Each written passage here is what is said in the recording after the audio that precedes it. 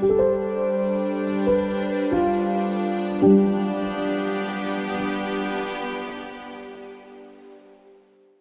morning, my dear friends. It's Wednesday morning at 9:30 a.m. Welcome to our weekly Tanya Shir. We're holding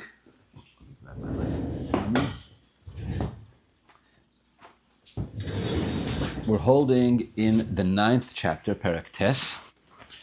If you have the English lessons in Tanya in front of you, we're on page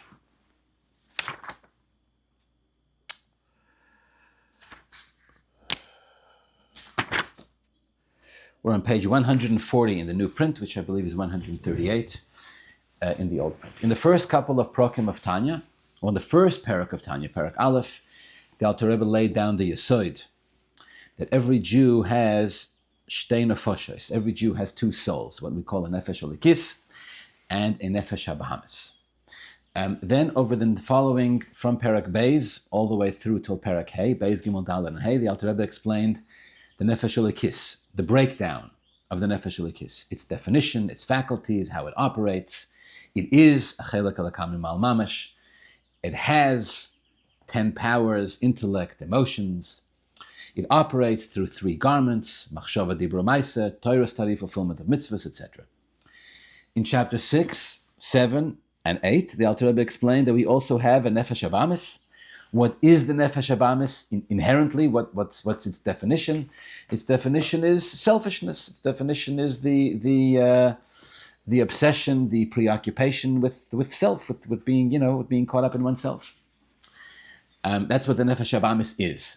But it also has 10 powers: intellect, emotion. It also has 3 garments: machshava, dibra, maisa, thought, speech, and action. How it operates.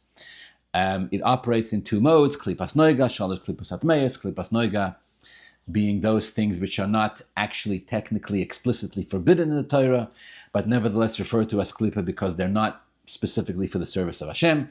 Shalosh klipas atmeis being those things which are done basically in violation of the Torah, or again the actualization of doing something not for the sake of service of Hashem, etc. This is laid out in the first 8 chapters of Tanya. In Perek Tes, which is where we're up to now, the Alter Rebbe goes on to talk about the actual battle between the nefesh elikis and the nefesh habamis. Right? I called it, uploaded last week's shir onto the internet, so I titled it Perek Tes, chapter 9, part A. The battle begins. In other words, now we're going to get into the actual.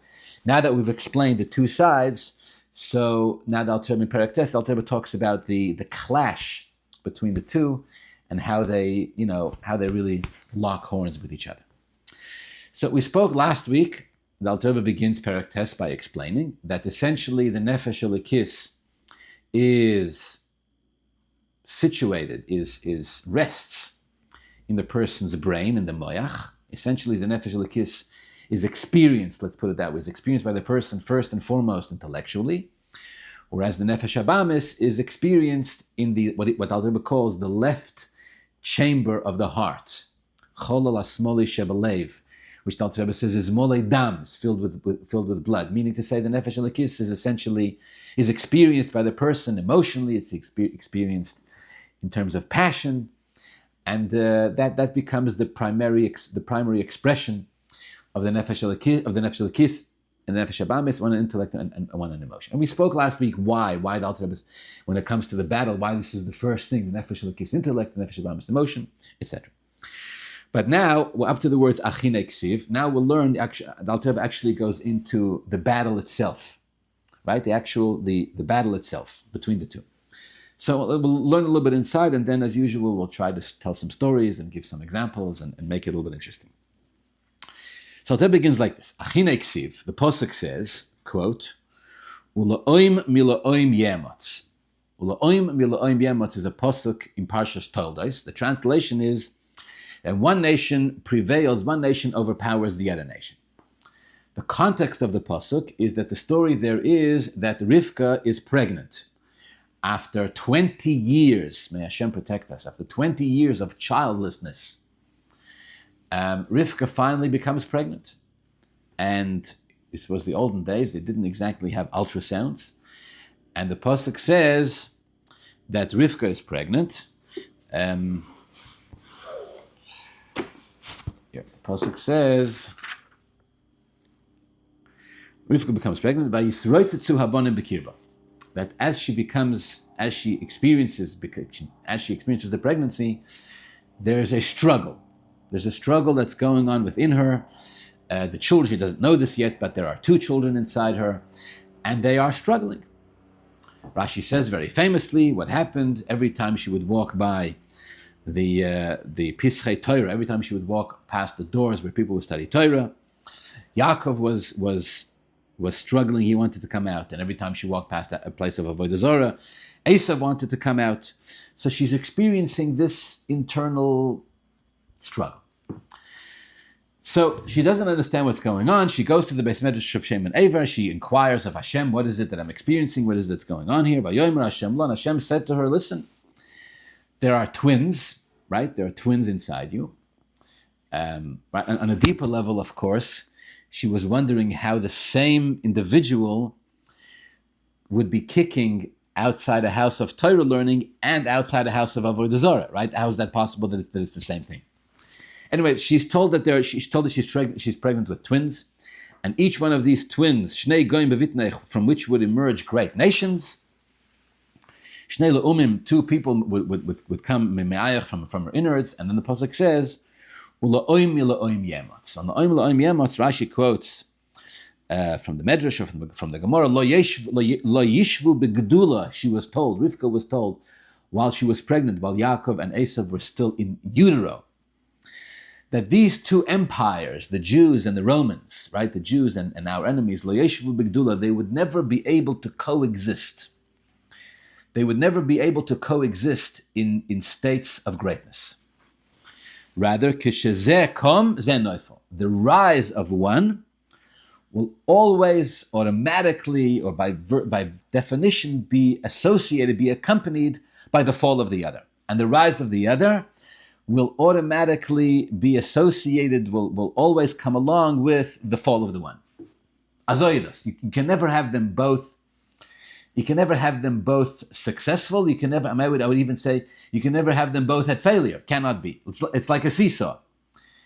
One goes up, the other goes down. One goes down, the other goes up. And basically, Rivka was told that this is going to be the story of these 2 nations. They're going to battle back and forth, the Yidden and our enemies.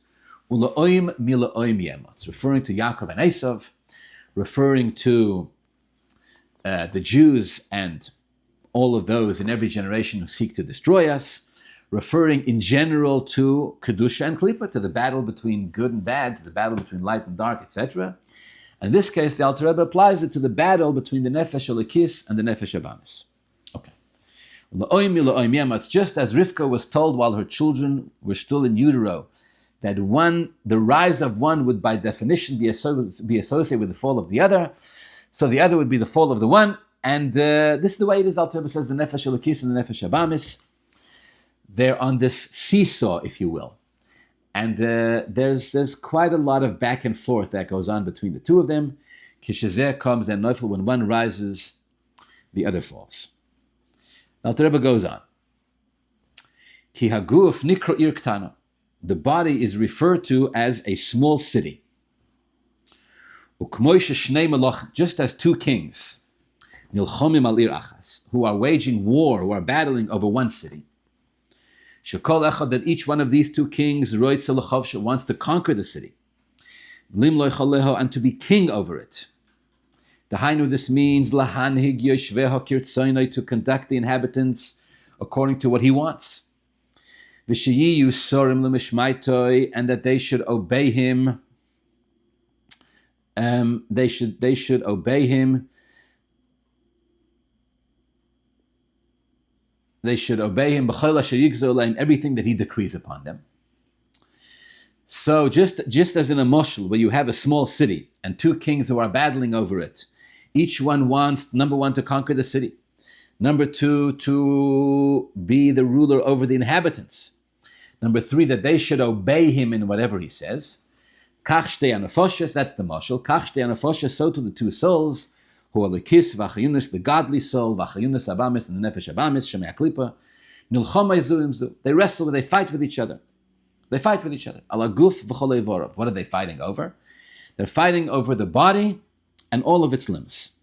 The nefesh alakis wants to rule the body, the nefesh alakis should be in charge, and the body should do what he wants. And the nefesh abamis wants to rule the body, and the body should do what it is that he wants. Now, this mashal of the two kings fighting over the small city, this mashal is actually based on a pasuk in Koheles. The pasuk says like this, quote, Ir Ktano, says the Medrash. Ir Ktano says the pasuk in Koheles, Perek Tes pasuk Yudal. Listen very carefully. Ir Ktano says the pasuk, there was once a small city, Va'anoshim bo ma'at, with very few people in it. Ubo eleho melech gadol, and a very great king came. V'sov avoisa, laid siege on the city, surrounded the city. Ubona oleho mitzodim, and he built mitzodim gedolim, and he built these great towers around the city to keep his siege strong over the city. Umotza ba'ish miskein chacham, and there was a poor wise man in the city. Umileit hu es ha'ir b'chachmasei, and this wise man saved the city with his wisdom. V'odom lo yizochar es ha'ish ha'miskein hahu, and nobody remembered that poor man and his wisdom. Two psukim in Koheles, Perek Tes, Pasuk Yudalet and Tesvav, where Shlomo HaMelech tells a fascinating story. Koheles, I should add, Koheles in general has, I don't mean this chas v'sholom in an inappropriate way, but it has a bit of a cynical tone to it, where Shlomo HaMelech, if you remember how the whole Koheles begins, right? You remember how the whole thing begins? Hevel havolim Omar Koheles, Hevel havolim hakoil Hevel. In Koheles, Shlomo HaMelech allows himself to see the pain that exists in the world, to see the dark side, to see the ugliness, to see that things don't always work out the way they should, or the way, at least definitely not the way we think they should. Shlomo HaMelech really allows himself to go there, and sometimes rough stuff happens. Koheles. There's a very painful undertone throughout Sefer Koheles. So these two psukim are very classic of the style of Koheles. I want to read it again. He tells a story. He says, Ir Ktana, there was once a small city, Vanoshim bo ma'at, with very few people.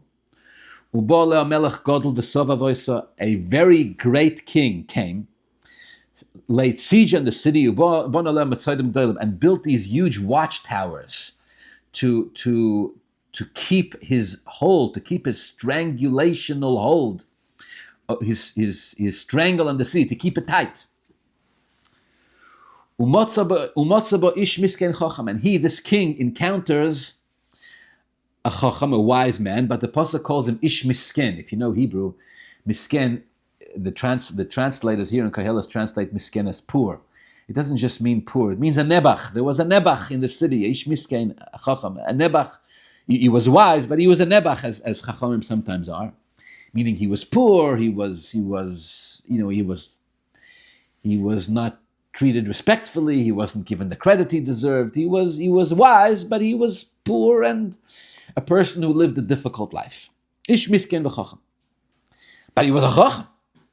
So umilei tu esari b'chachmasei. Shlomo HaMelech doesn't say how, but somehow with his wisdom, this chacham who lives in the city saves the entire city through his chachma. So the king encounters this chacham, this ish misken chacham, this poor chacham, and he, the chacham, saves the entire city after the great king has laid siege over it.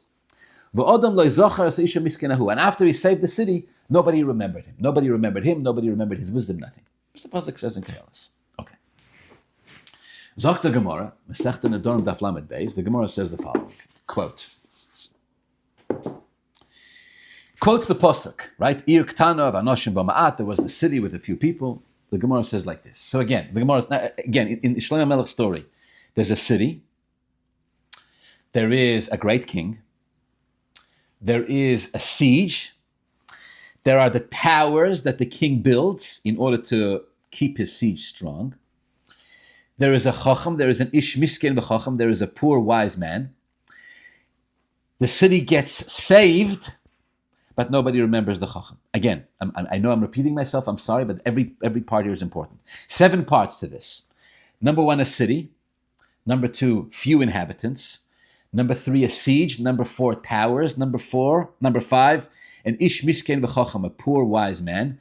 Number 6, the saving of the city through this poor wise man. Number 7, he's forgotten. The wise man is forgotten. The poor wise man is forgotten.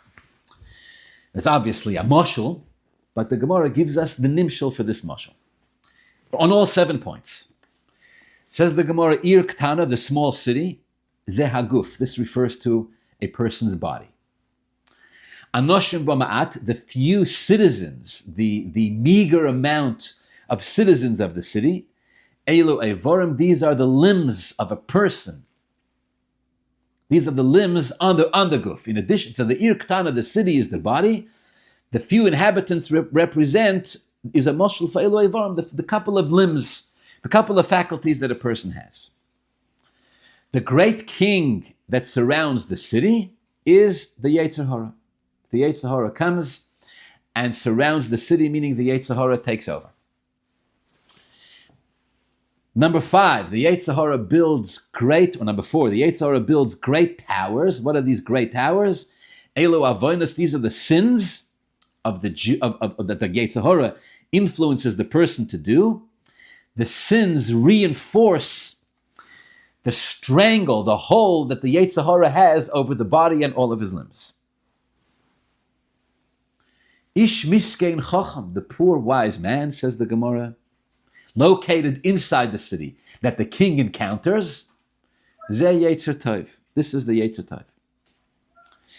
The Ish Miskein Chacham, the poor wise man, saves the city through his wisdom.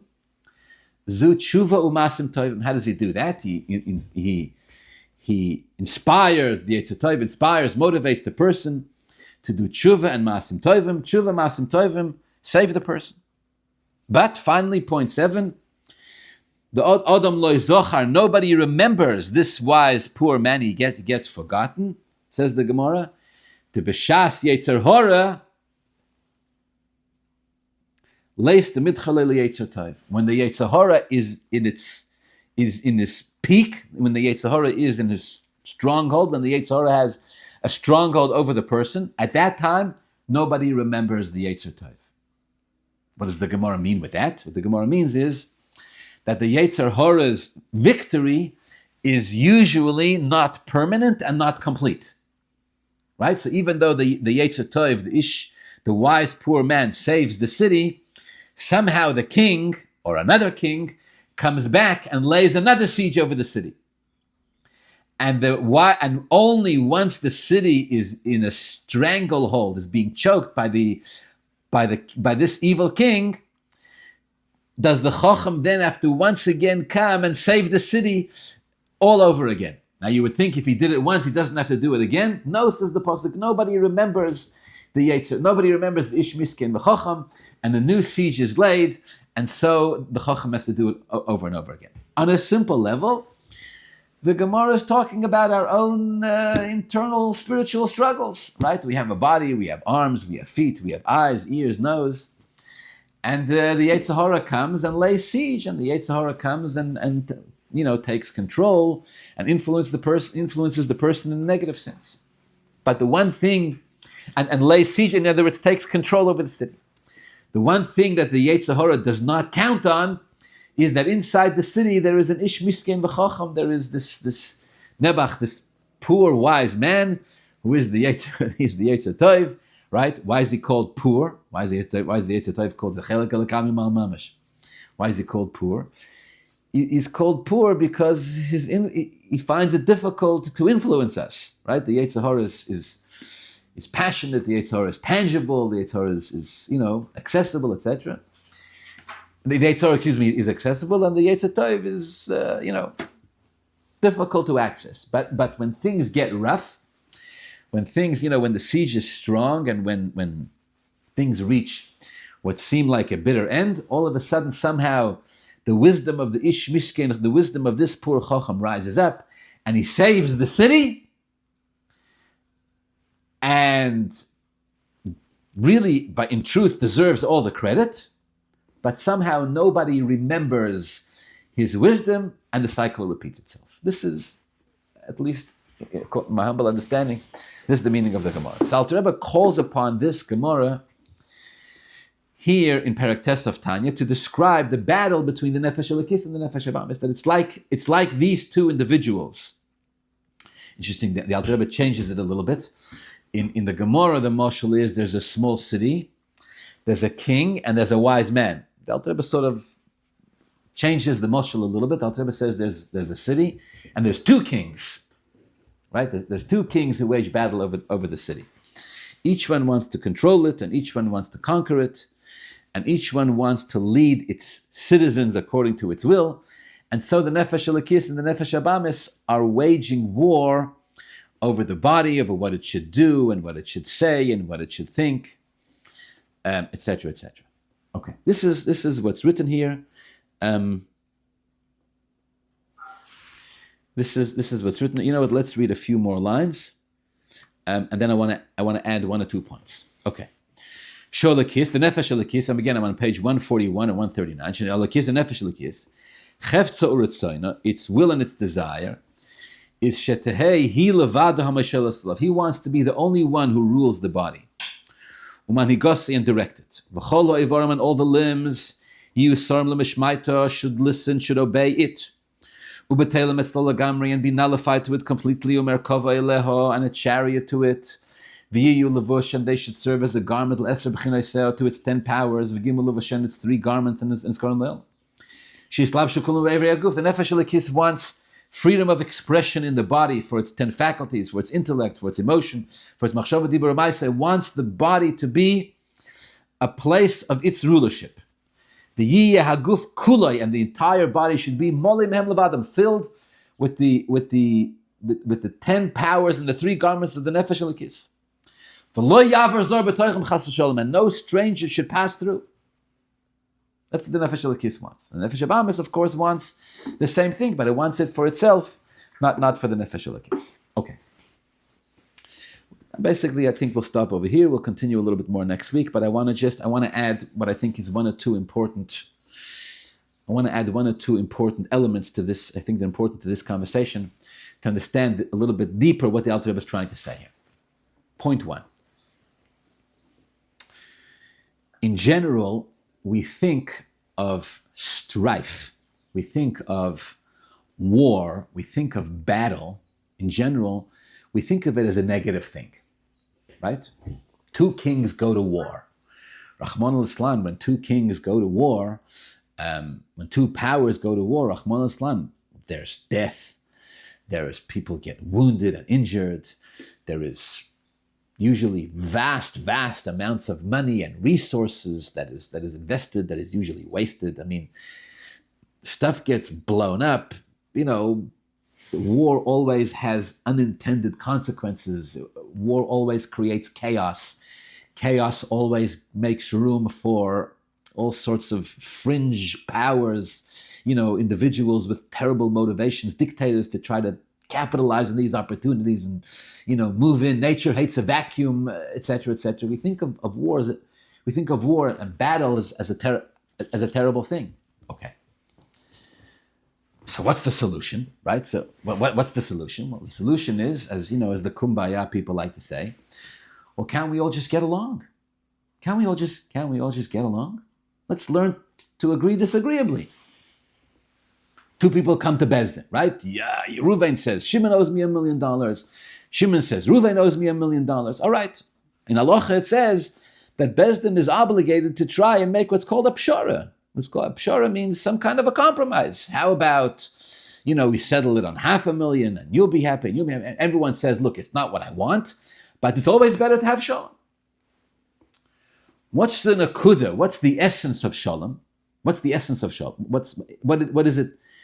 At its core, the essence of shalom is an acceptance. Look, no 2 human beings are ever going to agree on anything. No two Jews will ever agree on anything.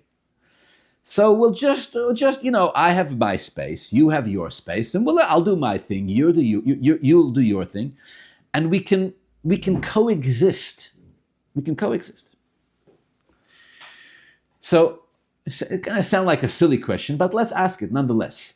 Why do these two kings, the Nefesh Elokis and the Nefesh Abamis, why do they have to go to battle with each other? They have to go to battle, to fight.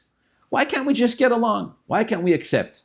The Nefesh Elokis wants me to be godly. The Nefesh Elokis wants me to be selfish. And what? And none of us are perfectly one or the other. We all have our moments and we all have our times. Sometimes we're godly, sometimes we're selfish. Why the Nefesh Elokis and the Nefesh Abamis have to fight with each other? It sounds like an oversimplified question, but let's try to articulate this nonetheless. What's the issue here? What's the issue? Nefesh Elokis says, only me. Right? This is the Nefesh Elokis. He's supposed to be the one who's selfless. And still, then, when it comes to the body, the Nefesh Elokis says, no, me, and nothing else. The Nefesh Abamis says, no, I'm a behema, me, and nothing else. No, a behema can't understand that you need room for another behema as well. And I'll tell you an amazing story. It's a Hasidic story. They say, open a parenthesis here. There was a Jew who once came to his Rebbe, and he said, Rebbe, I'm very scared. What's the matter? What are you scared of? He says, I have a particular business, whatever it was in those days. He was a butcher, let's say. I have a butchery. No. He says, I was a butchery. I was making a living, Baruch Hashem. And I was making a living, Baruch Hashem. And I did my best to provide for myself, for my family. I did what I could. No, ma baya. What's the problem? He says, Rebbe, another butchery just opened in town. And I'm concerned it's going to take away from my business. His Rebbe says to him, which town do you live in? Minsk, Pinsk, whatever. His Rebbe tells him, no, it's interesting. I heard that your city is growing, blossoming. I heard that the city is doing very well. More people are coming to the city. Maybe there's room for two butcheries. And not only that, but if there's two butcheries, maybe people will hear that there's two butcheries. Maybe more people will move to town. Maybe both of you will make more money. Maybe this is a good thing. He goes, Rebbe, I don't know what to tell you. I'm here already for 20 years, for 25 years, for 30 years. I was the only butchery in town. Everybody knows me. I have my customers. I have my clients. Another butchery in town is scaring me. I don't want it, His Rebbe says to him again, you're not listening to what I'm saying. I'm telling you, maybe because of the other butchery, again, the community is growing. The more resources there are, and the more the community grows, the more everybody will do well. No, Rebbe, I don't want it.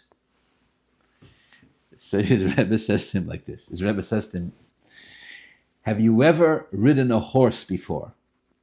He's never ridden a horse. Of course, that's how people got around in those days. He says, do you ever take the horse to drink? He says, of course I take the horse to drink. The horse needs to drink, otherwise the horse will die. He says, you ever take the horse to drink to a well, to a river? He says, of course, the horse drinks. He says, you ever take the horse to a body of water, like to a river, and notice that right before the horse drinks, he kicks the sand? He says, yeah. He says, you ever know why? No idea. Why does the horse kick? He says, I'll tell you why. He says, right as the horse sticks his face into the water to drink, the horse takes a look in the water and he sees a reflection of himself. Right? Because that's what water does. It reflects the face back. Now, the horse is a horse. He's a ferret. He doesn't know that it's a reflection of himself. What does he see? He sees the face of another horse. He doesn't know that it's his own reflection. He thinks it's another horse that's coming to drink up his water.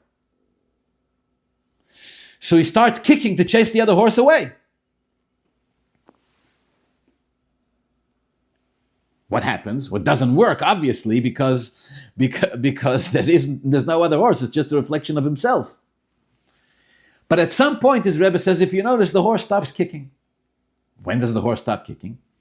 When he kicks so much sand into the water that the water becomes so muddy that he can no longer see a reflection of himself in the water, he stops kicking. He thinks he chased the other horse away. In reality, what happened? He just muddied up his own waters. And now that he's drinking mud, And he thinks that he's the only one in town, and he thinks that he's drinking alone. If he wouldn't be such a horse, the Rebbe said, he would understand that there's nothing to be afraid of your own reflection in the water, and he would be able to drink clean water. Instead, he's threatened by the image of himself, and he's kicking and kicking until he muddies up the water and makes it more difficult. In the end, he drinks mud. His Rebbe says to him, don't be a horse. I'm telling you, what you see, this other butchery, it's not here to threaten you. Not only it's not here to threaten you, it's going to be good for you. If you're going to stand on the side and kick and kick and kick and create a fuss, so in your own mind, you'll chase away your competition, and in the end, you'll have to drink mud. Right? So I'm saying, a behemoth doesn't understand that you can coexist with another behemoth. It can be difficult for a behemoth to understand. But that's because it's a behemoth. And in the case of the Nefesh Abamis, even the Nefesh Abamis, you can't tell him, listen, you're a behemoth, the Nefesh Elikis is a chilek alakamim al mamash, nura, relax. What's the problem over here? It's a little bit of an oversimplified question, I know, but there's something here that I want to explain. What's the problem over here? Why do the Nefesh Elikis and Nefesh Abamis have to fight with each other? Have to fight. Right? You ever had two kids who fought with each other? They come to you as a parent. What do you tell them? Don't fight. Here, you play with this, you play with that. Ideally, you would play together. You can't play together, play separately. Fight. I want the Lego and you want the Lego. So divide the Lego, half and half. No. Nefesh Elikis and the Nefesh Abamis, they fight. And this internal struggle, we live it every single day. So to explain this, I believe the Alter Rebbe uses the moshel of these two kings who go to battle. In Chassidus, there's a lot of discussion about this idea of a king going to battle. The battle, why a king goes to battle, and how Nitzochen, the victory of the king, touches the deepest parts of the king's soul. There's a moshel, actually, it's brought a lot in the Mamorim of Bossi Lagani. It's actually, I should say the moshel very quickly because it touches on what I think is one of the important points here. It's brought down in the Bossi Lagani. The moshel is where the Rabbeim wrote that when a king goes to war, in order to be victorious in the war, the king squanders all of his resources, all of his treasures. Even the Rabbeim write, even treasures that a king inherited from his fathers, from his grandfathers, even treasures that under normal circumstances, he doesn't show them to anybody.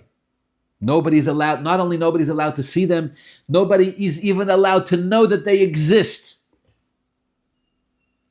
And the king got these treasures from his grandfather and great-grandfather and great-great, who was the King George and King Henry and King God knows what, many generations before. And in order to win the war, we see that the king will not just use the resources, but will squander them.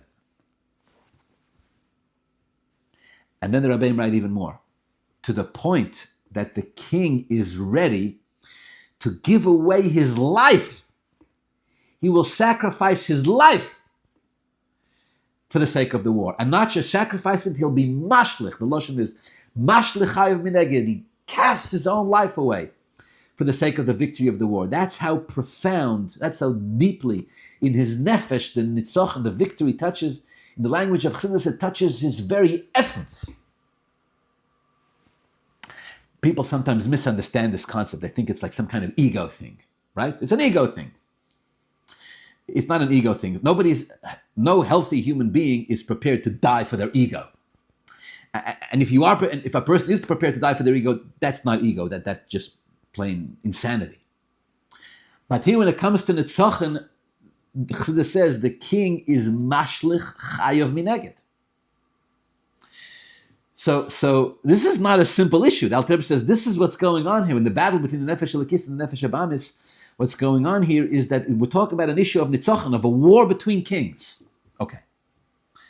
So let's probe a little deeper. So what does that mean? Why would a king be prepared to throw away his life? If he throws away his life, he's dead. What is he sacrificing his life for? So the answer is he's sacrificing his life for victory. In other words, because he believes that sacrificing his life will be effective in winning the war. So for the sake of his melucha, for the sake of his empire, for the sake of his kingdom, for the sake of his country, for the sake of his people, for the sake of his monarchy, right, which will be continued through his sons or whoever takes over, the king sees this as something which is, the king experiences this as something which is more relevant to him, which is more nageya to him, touches him deeper than his own physical life. Now, I'm not answering. I'm not answering the question. I'm going to give you the answer now in a second. So, what's the pshat? So what is this really?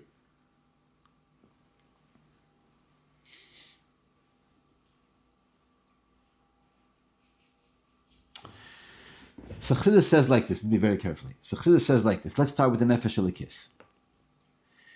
Chassidus says the nefesh elikis.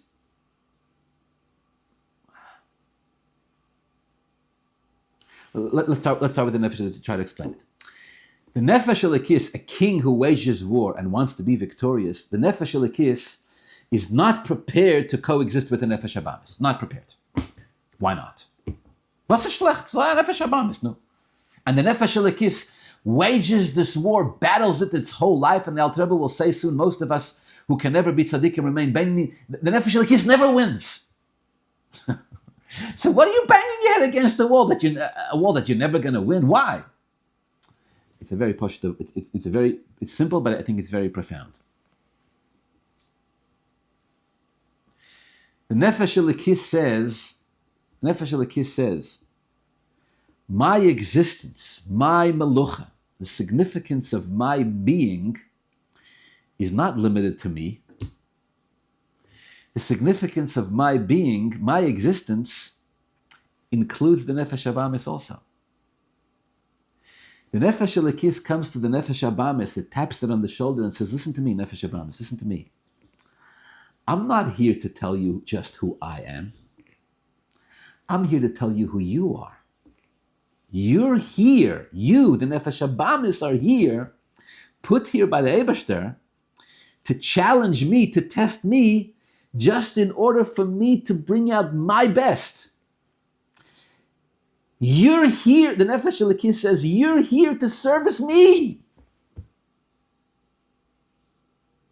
That's the truth. That's my truth. So the Nefesh Elikis says, my truth doesn't just encompass me. My truth encompasses you too. Oh, now the Nefesh habamis has got a problem. Excuse me? You never heard of, MYOB, mind your own business? Nefesh habamis says, I didn't start out with you. You're a chelik elakami mal mamish, do your thing. No, says the Nefesh elikis, I own you. You were put here. At the end of this parak, at the end of parak test, the Alter Rebbe will bring the famous moshel from the Zohar of a king who hires a woman to tempt his own son. At the end of this parak, the end of parak test, the Alter Rebbe will bring this analogy of a king who hires a woman to tempt his own son. The Zohar says, what's the point? The king wants his son to succeed. The king wants his son to overcome the test. And the woman that the king hires knows that if the prince passes the test, the king will be very happy. And if the king will be very happy, the king will pay the woman more, and everything will go well. And then the woman knows if the prince passes the test, she will go down in history as a woman who brought to light the virtue of the prince. But it only works if she does her absolute best to tempt the prince. If the prince fails, the truth of the matter is, if the prince fails, the woman is very disappointed. She didn't want the prince to fail. But she has to put up this type of performance. Meaning the Nefesh Elikis is not here to say, I'm here to serve the Eibashter. No. The Nefesh Elikis is here to say, you're also here to serve the Eibashter. Your whole existence as a Nefesh habamis is here to serve me. Is here to help me.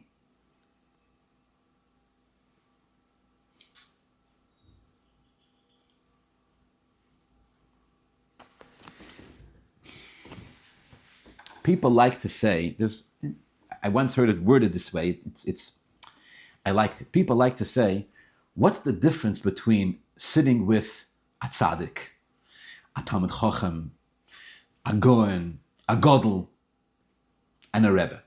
What's the difference? What's the difference? I say a Rebbe is greater. A Rebbe is also a bigger Godel, a bigger Talmud Chochem, a bigger... When you sit with a Godel, when you spend time with a Godel, I'm talking about a real Godel B'Yisrael, not a phony baloney garbage. I'm talking about the real deal. Sit with a real Godel. Real Godel. And you spend time with them. You study Torah from them. They give you advice, whatever the case may be. So when you walk away, you feel incredibly humbled. Look at that. He's a Godel. And me, I'm not a Godel. He's a Talmud Chochem. And me, I'm not a Talmud Chochem. Definitely not like him. Look what he's accomplished. Look what he did. He wrote Sforim. He taught thousands of Talmidim. He changed the landscape of the world. I'm incredible. Nu and was bin ich? Maybe I'm trying to be connected, etc. When you walk away feeling humbled, when you walk away feeling like that person's the Godel and I'm not, you know you didn't sit with a Rebbe. What happens when you sit with a Rebbe? A Rebbe says, if I'm a Rebbe, not if, because I'm a Rebbe, I'm going to be Megala, the Rebbe, so to speak, within every single person. When you sit with a Rebbe, and the Rebbe did this, he's famous for it, the Rebbe will always turn the tables on you and go, okay, what are you doing? Do you see the greatness in yourself that I see? I'll tell you an amazing story. I'm running low on time, of course, in typical me style. I'll tell you an amazing story. Listen to me very carefully. The Rebbe by Fabrengen once related a story about the Alter Rebbe. Just tell the story very briefly. The Alter Rebbe was sitting in prison for teaching Chassidus. And the Alter Rebbe was visited by a Goyish minister under the Tsarist regime, was a very educated man, very knowledgeable. And he came into the Alter Rebbe's prison cell and he said, I heard you're a rabbi and I want to ask you a question. The Alter Rebbe said, go ahead. And he asked him, why does the Pasuk say in Chumash Bereshis, in Parshas Bereshis, that after Adam Rishon ate from the Eitz Hadas, Hashem asked him, Ayeko, where are you? The minister asked the Alter Rebbe this question. Because the Pasuk says that Adam Rishon hid. So it says that Hashem's voice called out in Gan Eden, and he said to Adam Rishon, Ayeko, where are you?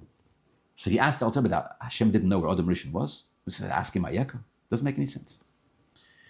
So the Alter Rebbe said, you're right, that Hashem did know where Adam Rishon was, but he didn't say Ayeko because he meant to ask him, where are you? He said, Ayeko, where are you? Just to begin the conversation, because Hashem didn't want to overwhelm Adam Rishon by straight away confronting him. Why did you eat from the Eitz Hadas? Or did you eat from the Eitz Hadas? Or what's going on with it? Discuss the Eitz Hadas. So right, it's called small talk, right? First you say, before you get into the big issue, how are you? How was your flight? How's the weather? How do you feel? Was macht the Baba? Was macht the Zayda? You don't really care about it. It's not significant. But it's just an introduction to the conversation. That's all the Rebbe answered. So this minister told the Rebbe's telling the story by Fabrengen. So the minister tells the Alter Rebbe, I know that answer. That's the answer of Rashi. That's the answer of Rashi. I know that answer. I studied Rashi's commentary. I want to know if you have an answer. Your own. So the Alter Rebbe saw who it is that he's dealing with. We got a live one here, hooked. We got a live fish here on the other end, hooked by a piece of bait. So the Alter Rebbe said, okay, I'll give you an explanation. Ayeko, says the Alter Rebbe, the question that the Eibashter asked Adam Rishon, the first human being, is the question that the Eibashter asks every human being. Where are you in terms of fulfilling your mission in this world? You're here for a reason. Hashem calls out to every human being, you're here for a reason. You're here to accomplish something. Are you doing it? Where are you? And the Alter Rebbe said a person can be X amount of years old, and went on to list the exact age of the minister. And the person could have accomplished all sorts of things and went on to list in detail the accomplishments of this minister that had asked him the question. And still, the Eibishter calls out to this individual and says, Ayeka, where are you? Are you fulfilling what it is that you're supposed to do in this world? Are you cognizant of your God-given mandate? Anyways, the minister got more than he bargained for. He got very uncomfortable, right? He felt he was being challenged by the Alter Rebbe, giving him his age and talking about his life. He said, Alter Rebbe, you're talking about me? And inherently, the Alter Rebbe said, if what I'm saying fits to you, apply it to you. Okay. The Alter Rebbe himself, how do we know this? Said the Rebbe, how do we know this? Because the Alter Rebbe himself shared, when he was released from prison, he shared this conversation with others, with his Chassidim. And the Alter Rebbe added that this conversation that I had with this minister, the Alter Rebbe said, saved my life. The Alter Rebbe said, my own life was saved because of this conversation. The Alter Rebbe said, saved his own life. Why? The Alter Rebbe said, I was sitting in prison, and I was thinking about the fact that I was zoiche to have Mesiras Nefesh, to teach the teachings of the Baal Shem Tov and the Magid, and to teach Chassidus. And I was thinking about the great schus that I have Mesiras Nefesh to do this, and I became besimcha. And the more I thought about it, the more the simcha became stronger and stronger. The Alter Rebbe said, the Alter Rebbe said this about himself, I was about to have kloisa nefesh. My soul was about to leave my body, was about to expire with tremendous simcha. This Alter Rebbe said, I had lost my grip, and I was about to die. I got distracted by this minister coming in and asking me this question. And when I said to him that the Eibishter asks every Jew, Ayeka, where are you? I realized, the Alter Rebbe says, that the Eibishter is also asking me, the Alter Rebbe, Ayeka, where are you? Where are you in fulfilling your mission in this world? And I realized that dying from the simcha of the schus of having Mesiras Nefesh to teach Chassidus is not my kavona, it's not why I'm here. And so I sort of grabbed myself, I get back into control, and it saved my life. The Alter Rebbe told the story, the Alter Rebbe said this, explained this, and the Rebbe shared this by Fabrengen on many occasions. On one occasion, when the Rebbe told the story, an individual called Herbert Weiner, who wrote 9.5 Mystics, was present at this Fabrengen. And because he wasn't officially a card-carrying chassid, so he could write letters of chutzpah to the Rebbe, so he wrote to the Rebbe that he's very taken by the story in the Alter Rebbe's commentary, but he wants to know, does the Rebbe himself also hear Hashem's call, asking him Ayeka? He asked the Rebbe this question. Do you, Rebbe, also hear Hashem asking you Ayeka? And if yes, he asked the Rebbe, I'd like to know what you answer the Eibishter. Do you, like the Alter Rebbe said, that he hears Hashem challenging him Ayeka, and that inspires him not to have kloisa nefesh, but to remain physically alive? He says to the Rebbe, do you hear Hashem's call? And if yes, what do you answer? And the Rebbe wrote back 2 pages. The Rebbe said to him, like every human being, I'm also asked by the Eibishter Ayeka. Where am I? The Rebbe says, you want to know what I answer to the Eibishter? He says, I'll tell you. The Rebbe says, my job is to be mashpia on others. My job is to teach and to inspire others. So my success, my answer to Hashem for the question Ayeka, the Rebbe wrote to Herbert Weiner, is dependent on how much I influence you. If I'm successful at changing you and inspiring you and getting you to live as you're supposed to, then I can turn back to the Eibishter who says to me Ayeka and say I'm doing my shlichus, and if not, not. So the Rebbe says to him, if you don't mind, please write me another letter and write as specifically, as detailed as possible. Tell me how your life has changed because of me, how much I've impacted you, and in what way specifically. So this way I can know what to answer to the Eibishter. When the Eibishter asks me Ayeka, I can tell him, look, I influenced the answer to the question, I influenced Herbert Weiner, and here's how, and here's the way. What's the Rebbe's answer? Classic Rebbe move where we turned it 180 degrees. And we hear it and we smile and we think, wow, it's cute. But it's not cute because it's true, it's authentic to the nature, to the essence of what a Rebbe is. A Rebbe is not just a Gadol. A Rebbe is not just a Talmid Chacham. A Rebbe is not just all of those things. A Rebbe is a Roya Yisrael. That means the Rebbe looks at every single Yid and sees what it is that needs to be brought out in the Yid. And in the end, this is truly the meaning of Nitzachon. Nitzachon doesn't mean that, victory doesn't mean that I overpower you. Chassidus says, overpowering you is not a victory. Overpowering you is not a victory. It just means I'm stronger than you. That's not victory. Nitzochen means where I can reveal within you that your essence is really part of me.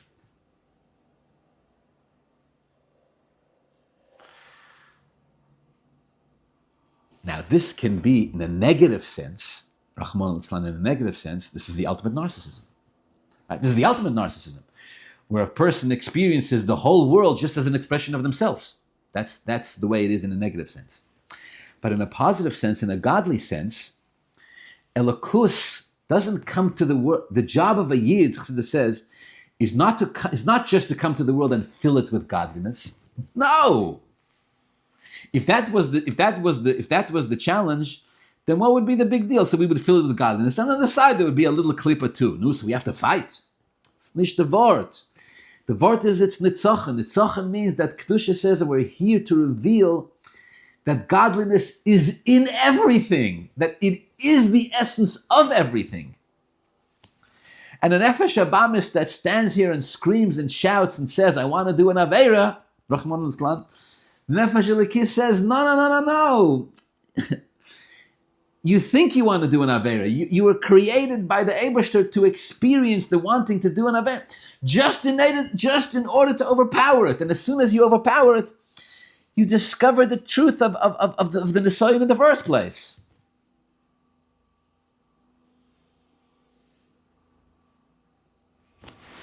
The Nefesh HaBahamis fights this with every fiber of its being.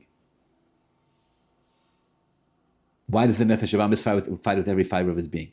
Because the Nefesh HaBahamis' job, as it was created by the Eibashter, is to create an illusion over the truth. And the Nefesh Elikis is here to pierce through that illusion. All right. This is perhaps one of the many reasons why the Alter Rebbe finds it important to compare the battle between the Nefesh Elikis and the Nefesh Abamis to the war between when two kings go to war, right? Two kings go to war. Why do they go to war? One king says to the other, my malucha, my kingdom is going to own you. You're going to work for me. You're going to work for me. You're going to become part of my malucha. The other king says, no, you're going to become part of my malucha. And that's why they go to war. All right, to be continued, Be'ezus Hashem. Everybody have a wonderful week.